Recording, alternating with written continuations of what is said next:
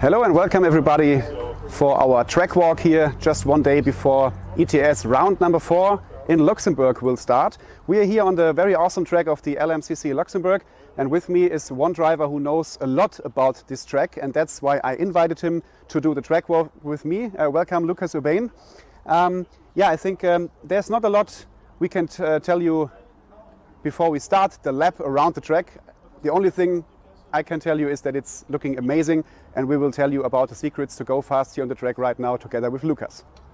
Well, hello everyone to the mini Circuit Ville de Luxembourg. I will bring you around for a lap of the track. So we're going to start here with the front straight. You will see the really confident driver. They will tend to hug the wall and to absolutely send it to the first chicane. They call it the Laguna Seca. You need a lot of confidence to turn in, grab a bit of curb. The car will go very light, tends to understeer a little bit. The more confidence you have, the more close you can get from the curbs.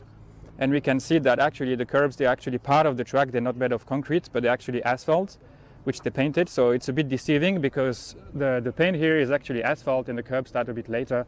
So you can actually ride the curbs quite a lot with your front wheel. So as again, the car goes really light, and then you have a big compression on the bottom, which you can use at your advantage. You can go hard on the gas, let the car flow. You can actually go quite close to the white line. You will see also again the local drivers, they tend to have a bit of a different line to let's say the people with less experience. So we come to the timing loop, which is where the loop is. This curb actually you can ride quite a lot. Surprisingly, it's quite steep, but actually when you ride it, nothing much happens. So you can follow the line. It's actually not a very important corner. The most important is to position the car for the braking, for the next hairpin. This is a tricky one because you can see the track is really like cambered. And so at first the car doesn't really react the way you want to, so it takes a while to get used to. What you need is to hug this apex. Again, take a bit of curb because it helps the car to rotate. And again, it's really a tricky one. I don't think the camera makes it justice, but it's actually very, very steep here. I think it's the steepest part of the track. So rotate the car on the curb. Try to open up this corner as much as you like. This curb seems a bit tricky, but actually because of the compression, you can use a lot of curb again. The car is like fully compressed. You can go hard on the gas. Try to shorten the line as much as possible to go into the straight. It's actually a sweeper that you take on power. In modified, it's quite tricky because you cannot take it flat. You have to lift a little bit. In stock, it's absolutely flat, should be no problem, except that from the rostrum, you cannot see much of the curb in here. The car is a little bit hidden, so it's a bit hard to guess the lines the first few laps. And then we come to the long straight. Actually, it used to be a white line in the middle, which helped a lot to position the cars. It's now gone, but you will see the stock cars, they will tend to go slightly on the left to shorten the line as much as possible. In modified, it's quite the opposite. You want to let the car flow, go quite wide. We can also see the starting grid for Sunday's finals. So again, you accelerate all the way in the straight. We can see the asphalt is still fresh. It's been resurfaced, I don't know, maybe 2017 or 2018, so it's very fresh, no bumps. A few cracks due to the local construction things happening in the area. And so we arrive at the end of the straight. It's actually a mega corner, a lot of banking. The radius on the entry is a bit less than afterwards, so you want to ride a bit of curbs on the entry, let the car flow, and then the corner tightens again. So you will see the cars hit the curb on the entry. It's actually very easy to ride the curb here, let the car flow, and then the radius tightens again, so you want to let the car come back to the curb. Actually, the curb here is very grippy, so it's an easy one to use. It can help a lot the car to rotate on the apex. And then we arrive in the infield. So the first one seems a bit easy, seems straightforward, but actually it isn't, because the curb is also a bit bumpy and it tends to unsettle the car for the braking afterwards. So it's usually a good idea to let the car go a little bit wide. It's a good idea to avoid it, to position the car then for the braking for the first hairpin of the chicane. And because you tend to get a lot of speed out of the end of the straight into the kink, it's very easy to overshoot this corner. It's critical not to, because it will completely destroy the line and the flow for the corners afterwards.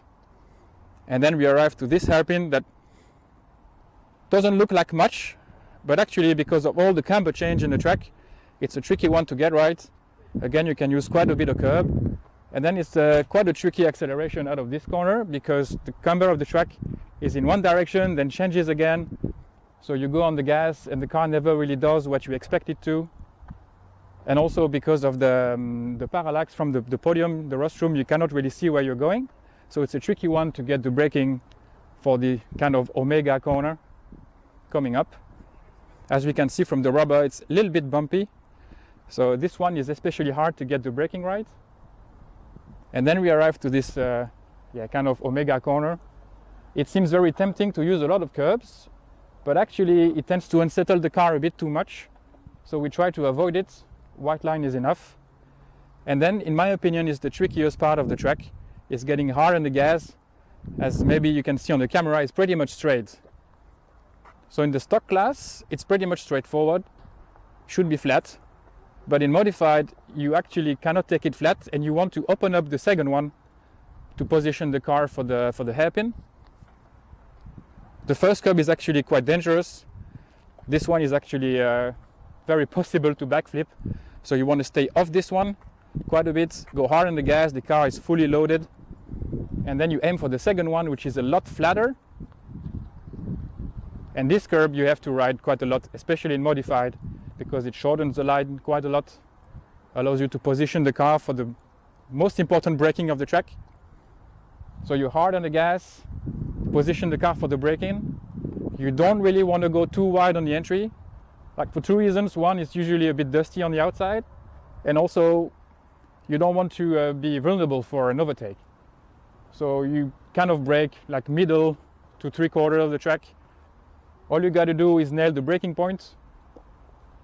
If you do, it's pretty straightforward. Otherwise, you're going to miss the apex right here. But for sure, it's going to be the key overtaking point in the race, because it's the hardest braking and pretty much the only one. The apex is a bit tricky because the curb is old. This is one of the only concrete curb in the track. As I can see, the paint extends quite away from the curb. So the apex is actually on the paint. And for the exit of this corner, there's pretty much two options. Either you let the car drift wide, hug the wall to have a nice line on the entry for the chicane, or you can also square the corner very hard on the gas. Use as much power as you can to launch the car into the chicane. All right, that's pretty much it. That's a lap around the mini circuit Ville de Luxembourg. It's really an awesome track, also a very difficult one. Hope you enjoyed, and see you around. So guys, that was one lap around the track here of the LMCC Luxembourg with Lucas Urbain. Once again, thank you to Lucas for telling us a little bit about this amazing track, where we will see the cars hitting the track tomorrow morning on Thursday for a complete day of free practice. The weather forecast at the moment is pretty solid, between 10 and 20 degrees. And we expect some great racing here from Friday to Sunday. On Friday we will see qualifying start in the evening, and the whole event will end on Sunday with AAA mains for everybody. Thanks for watching our little track walk video presented by RC Maker. All the best wishes also to Australia, to Ryan Maker.